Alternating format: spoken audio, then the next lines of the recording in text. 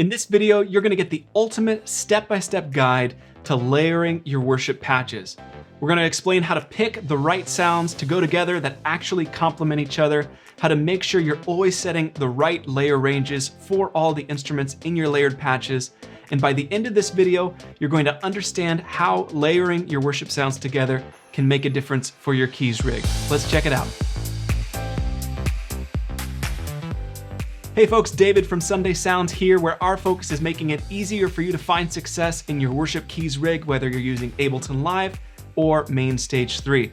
The topic of today's video is how to layer worship patches together. We're gonna get into what that means and how you can do it in just a second. But before we do that, if you are a worship keys player or maybe the worship leader at your church, we'd love it if you'd subscribe to the channel because we put out a new worship keys tutorial every single week.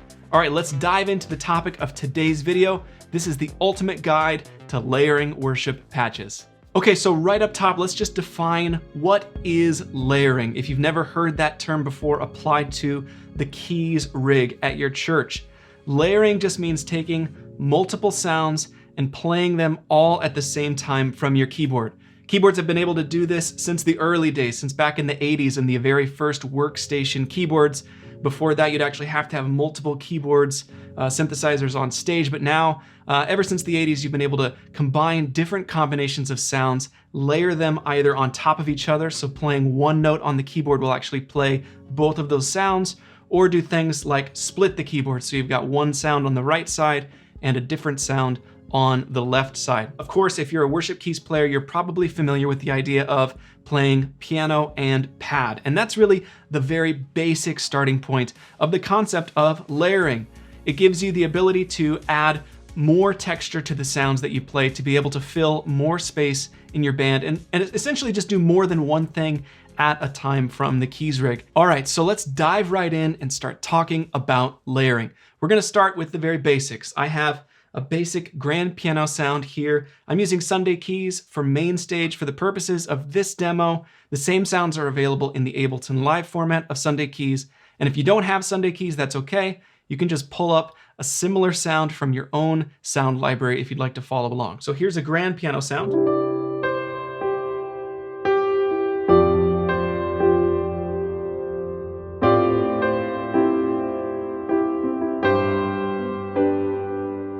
Okay, so that's just the piano on its own. Now here is just a pad on its own.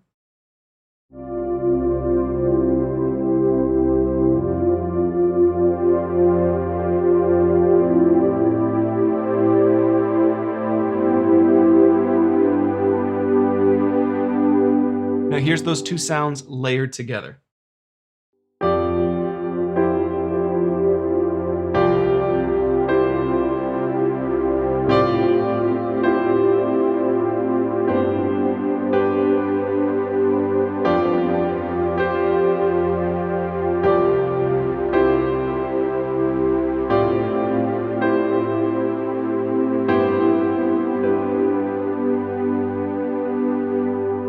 It really does not get any more meat and potatoes for a worship keys player than a piano layered with a pad sound. Now, let's just briefly break down why this works so well. The piano is an amazing instrument that can be the lead voice of a given instrumentation, a given arrangement of a song, but the piano can also sort of sit in the background and just play the changes. Just as the chords change, it can follow along and just sort of be a sort of glue in the mix. In the same way, a pad sound can do that as well. But think about the differences between a piano sound and a pad sound. A piano sound has a really distinct initial attack that is really what makes us associate it with being a piano, and then it fades out relatively quickly over time. A pad sound actually fades in initially when it's played. It's a much more subtle instrument on the attack. And then for most pads, they're gonna sustain infinitely. So the reason that these two sounds work so well together oftentimes is because they meet in the middle. As the piano is fading out, the pad is fading in, and they blend really well together because of that fact. So there's so much you can do with this here because they just don't fight with each other. They perfectly blend together.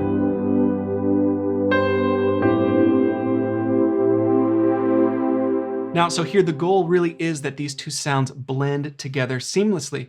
the type of pad sound that you choose to layer with your piano can have a big impact on how those sounds play together. So here's a different pad sound. This one is a bit brighter.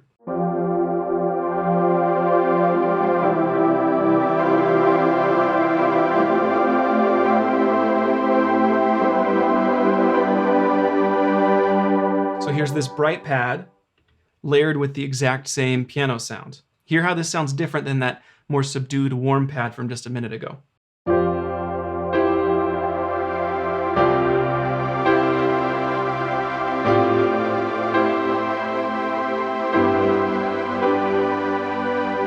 Here it is again for comparison, just with the warm pad. This is a darker pad sound.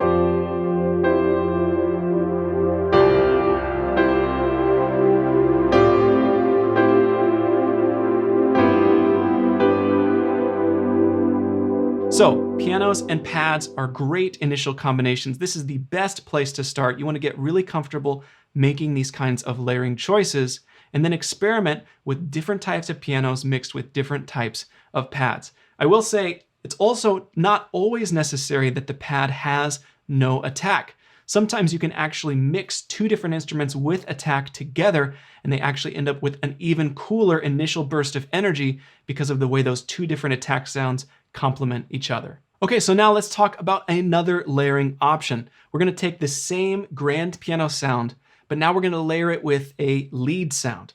So here is this piano sound on its own.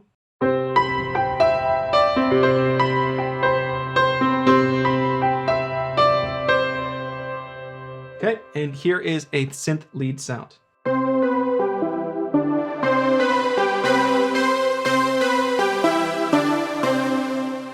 Notice I'm only playing this in the right hand. So now we're going to layer these two sounds together.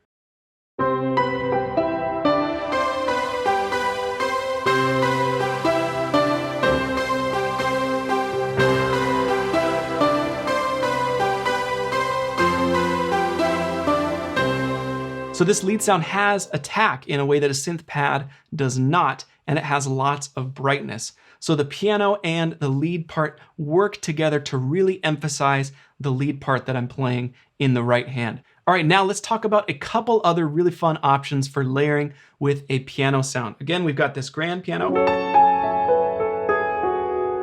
Now we're gonna layer it with an EP sound. This is a classic digital EP sound that's now in Sunday keys called the warm Digi Rhodes. We're going to layer these two sounds together.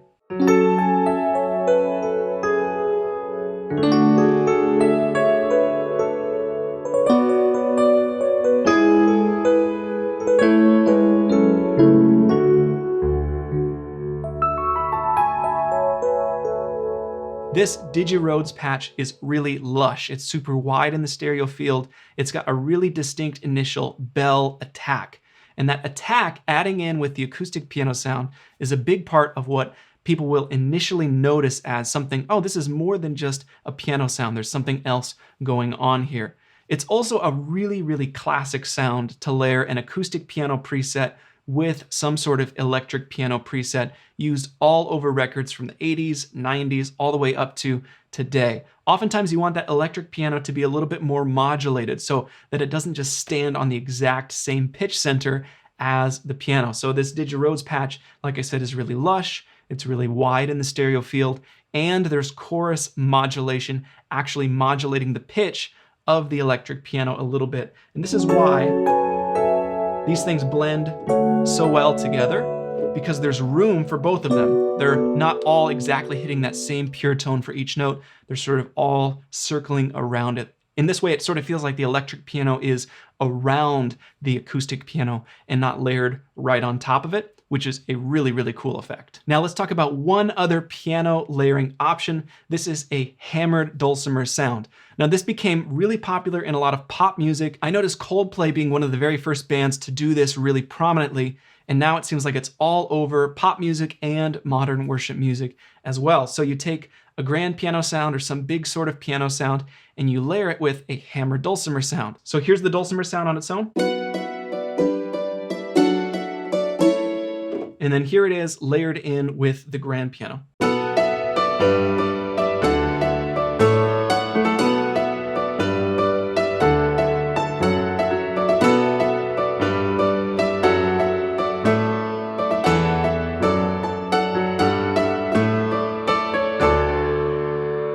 let's talk about more complex layering choices that you can make. So we have a grand piano, and we have a pad, and then we have that same warm digirhodes, and then we have this lead sound, and then lastly here, we've got this sub bass. Each of these sounds is occupying a separate space inside of our Sunday Keys template, so we can use them in Patch Builder. But if you're working inside a generic main stage concert or a generic Ableton Live set, you can layer these sounds as you'd like in a similar way. So here's what we come up with. Here's what we get when we layer all of these sounds together.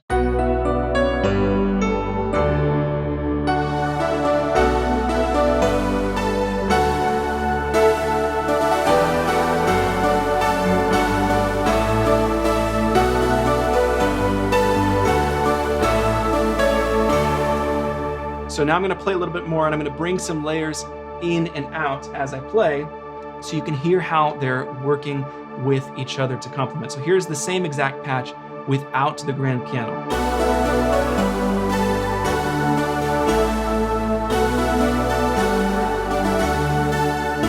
I'm going to take the lead part out.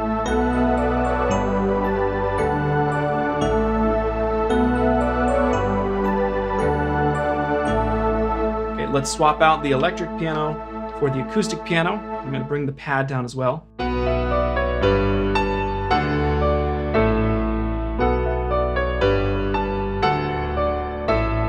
We'll bring that electric piano back in.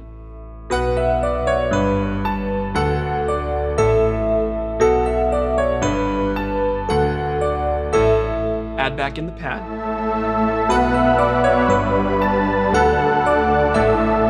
And lastly, really standing out on top in the right hand is this lead sound.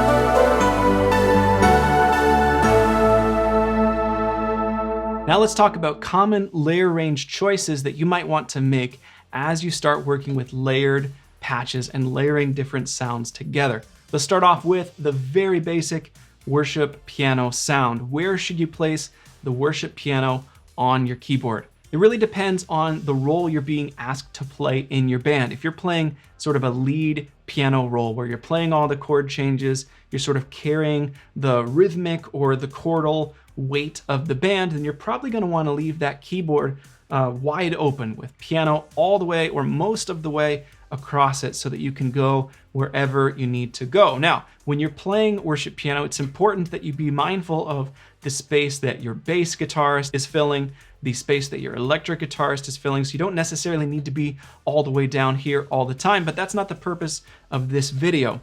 You could leave that range open and then just choose not to play it, but if you're somebody who has to really struggle or remind themselves to leave space for the rest of the band, then you might consider shrinking up the layer range of the piano for a given patch to help you stay focused. But otherwise, if you're playing more of a lead piano role where you're carrying the band, most of the time you're going to leave that piano all the way or most of the way across. Okay, so moving right along, let's talk about worship pad sounds. Where should you put your pads across the keyboard? This is a tough question to give a one-size-fits-all answer to because it really depends on what you need from a given worship pad sound.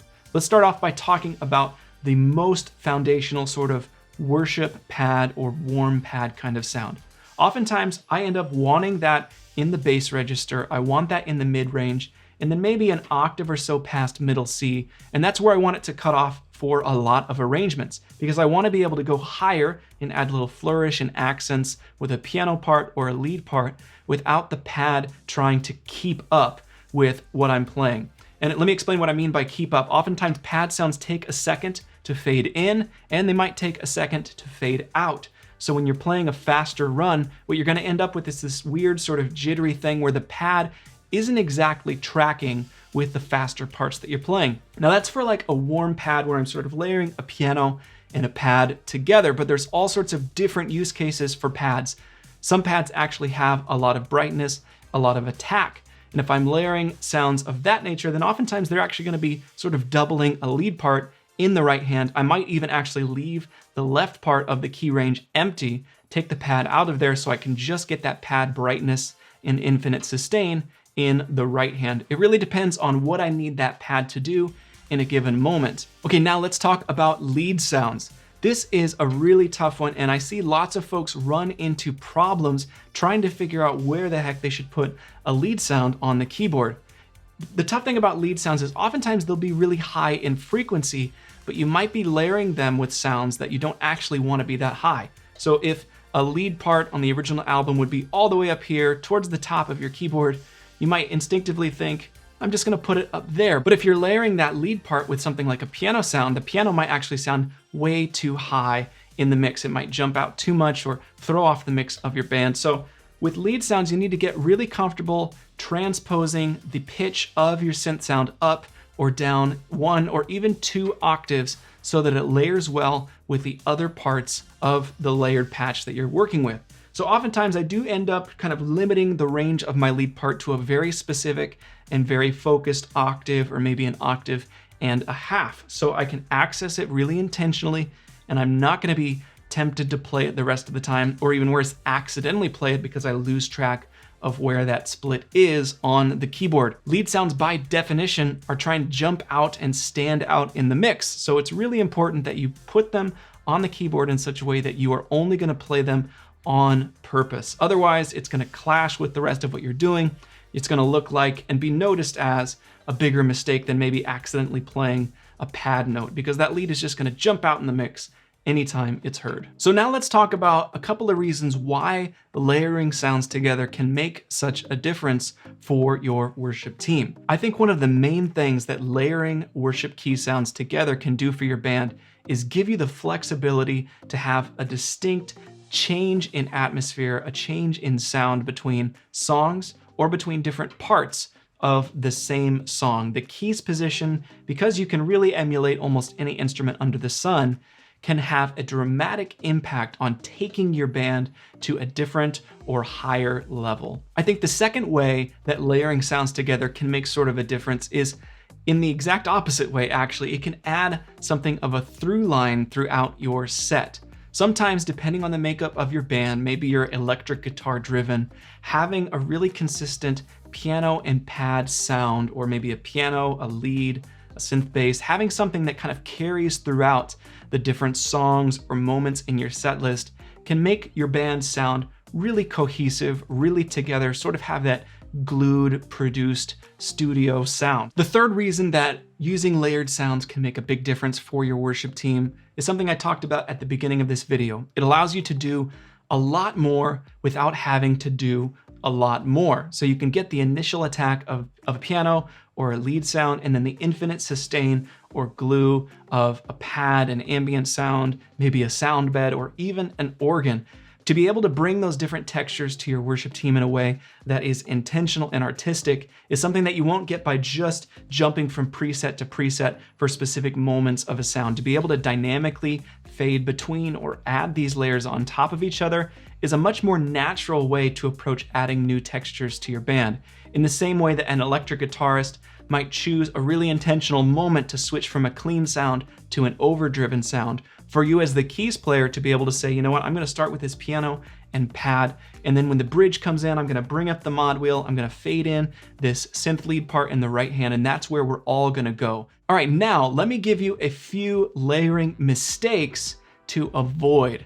If you are new to layering, it's really important to set some really clear rules and targets that you're aiming for to help you make good choices, because if you're like me, once you figure out that layering is possible, you tend to jump off of the deep end and say, well, one more sound can't make it sound worse, right? It's gotta make it sound better. I had some really, really, really bad layered patches that I designed when I was brand new to the software keys world. So let me lay out 3 mistakes to avoid as you're starting out layering your patches. All right, the first mistake that I've made a lot personally and that I see lots of folks make is over layering. You guessed it, over layering. It is what it sounds like, taking too many layers, throwing them all at your keys rig, programming everything together, and then just expecting it to work because you like all of those sounds individually. But like I talked about at the beginning when we were talking about the reason that a piano and a pad work so well together is because they leave space for each other, both in terms of time, where the piano starts and the pad sort of finishes, but also in terms of the sonic character of each instrument. So overlayering can be thought of in two ways. You can avoid doing this in two ways. The first is just literally too many sounds, right? In general, maybe you've got just 8 different sounds. Your piano sounds like 8 instruments all at once, and you're actually crowding out the rest of your band. And I think that's pretty easy to identify. It's not that hard to avoid, especially if you're actively listening to the way that your keys parts sit in the mix. The second way that you can run into overlayering, I think, is much more common, and it's a lot harder to catch yourself doing. This type of overlayering happens when it's not just the number of layers that you have in your patch, but it's the sonic quality and character of all of those layers. So I have an example of this called Too Many Pads. I have a grand piano, I have a bright pad, I have a deep analog pad, and a big shimmer pad. Now, all of these pads sound really cool on their own. The grand piano sounds good on its own. Each of these individual pads plus the piano sounds good. So you might think, well, all 3 pads together, they're all unique. They're gonna add some extra energy. It's gonna be this nice full sound. But the problem you run into is that there's no space left, because all of these pads are so big, so lush, they're not leaving room for each other. They're actually crossing over each other in really big ways. They're almost canceling out the initial attack of that piano because those pads are so big. So you could fix this in a couple of different ways. You could say, you know what, I love all 3 of these pads, but I'm gonna start with one. And then when I need to, I'm gonna fade in a second one. And I need that extra bit of energy. And then for the outro, I really love the shimmer pad, so I'm gonna fade it in. And I'm gonna fade out the others to make sure there's more space.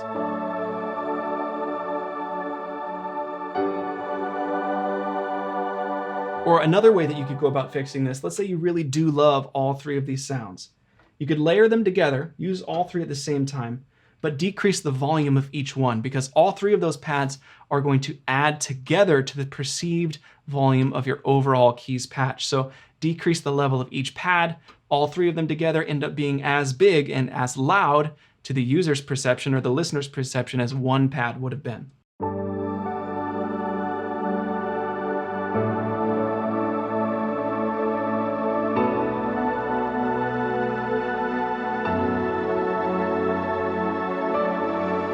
All right, the second layering mistake to avoid is overcomplicating. You want to make sure that as you're laying out your layer ranges, the different layered sounds you're going to use, where the splits are on your keyboard, that you're asking yourself, can I pull this off every single time during a live performance? And if I can pull it off, is it so difficult to do that I'm going to be solely focused on that one moment or that one transition for the entire song or even for the entire set list? And if the answer to that question is yes, then it is an overcomplicated layered patch. There's all sorts of things you can do up front to make layered patches more manageable. You can actually use multiple copies of the same patch with different levels set. One thing that we love to do here at Sunday Sounds is program things to a macro knob in Ableton Live or to the mod wheel in MainStage so that the volume of individual sounds is actually controlled in real time by a single control. That lets you layer tons of sounds together and bring them in or out really simply with just a single control. So there's things you can do if your patch needs to be complicated to make sure it's not overcomplicated. But at the end of the day, I would always encourage you to lean more towards simplicity, because then you're going to be able to stay in the moment and stay engaged with your band and your congregation. So the third mistake is not practicing your transitions, not getting comfortable with where the layer ranges and splits are, and not figuring out how you're actually going to fade things in or out in the moment. I've got a good example of this as well. Here I have this lead sound. Really bright, super aggressive in the right hand. I love that. And it starts right here on this C note. So let's say I'm playing in this key of C.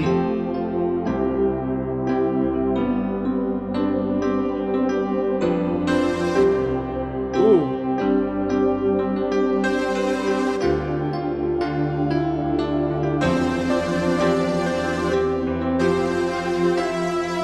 So if I don't spend the time to get really, really comfortable with the the simple truth, I know it, I programmed it, that this C note right here is gonna trigger that lead synth sound. I need to avoid it until I actually wanna use it. If I don't spend the time to internalize that and make it a part of my understanding of this patch as an instrument, then I can guarantee you I'm gonna be playing, I'm gonna be flowing, playing sick riffs, and then I'm just gonna hit that note and it's gonna pop out, and then I'm gonna be like, oh shoot, I played that bad note. And I'm gonna release the sustain pedal, go right back to my quiet sort of comping chords. The pastor's gonna be, improvising or praying, I'm gonna be following. And there it is again. It's just too easy to do if you don't take the time to really internalize the programming choices that you made. Now, obviously I could shift the layer range of that instrument up higher so I'm less likely to accidentally play it. But again, that's a programming choice that I have to make, that you would have to make as you're setting up your layered patches. Just make sure whatever choices you do make when you're setting up your layered patches, that you don't just create a great layered patch and that's the end of your work. Once the patch is created, you have to spend more time practicing at home to get comfortable with all of the programming choices that you make. If you do that, then you're gonna nail transitions, you're gonna nail fades between instruments, and you're gonna be able to take advantage of the flexibility that having those really cool splits and layers opens up for you. Okay, so this far into the video, you might be like, you know what, this all sounds really great. I love the idea of layering sounds, but I do not know how to get started. If you want to make it easy for you to create your own layered patches, then I will recommend that you click the link in the description and check out our Sunday Keys template. Sunday Keys is our go-to, done-for-you worship keys template that's available in both Ableton Live and Main Stage 3 formats. All the patches and sounds that I've used as we've been talking about this concept in today's video, all of these sounds are in Sunday Keys, plus tons and tons more. Sunday Keys for Ableton Live and Main Stage features an easy layering workflow called Patch Builder that lets you browse individual sounds and really quickly create your own layered patches. We've even predetermined the layer ranges of the instruments. So if you're really, really brand new, you want something that's gonna give you really simple, really easy, and really reliable results, Patch Builder inside of Sunday Keys is a great way to get started. So there's a link in the description to our Sunday Keys template if you need some help and you know that you want to get better at creating layered patches. We'd also love to hear from you in the comments with your favorite layering tips and tricks, whether that's a couple of go-to layered sounds that you really love that you think you'd like to share with others, or if you've got input on where you like to put things across the keyboard, or some other tips and tricks that you think we just missed in this video. Leave a comment and let us know how you like to approach this topic, because it is super important for worship keys players to understand and get comfortable with. Lastly, be sure to like this video, give it a thumbs up, and subscribe to the channel if you found it helpful. Maybe even share it with a worship keys player or worship leader that you know. We appreciate you supporting us here at Sunday Sounds, and we look forward to sharing another free video with you soon. Thanks for watching.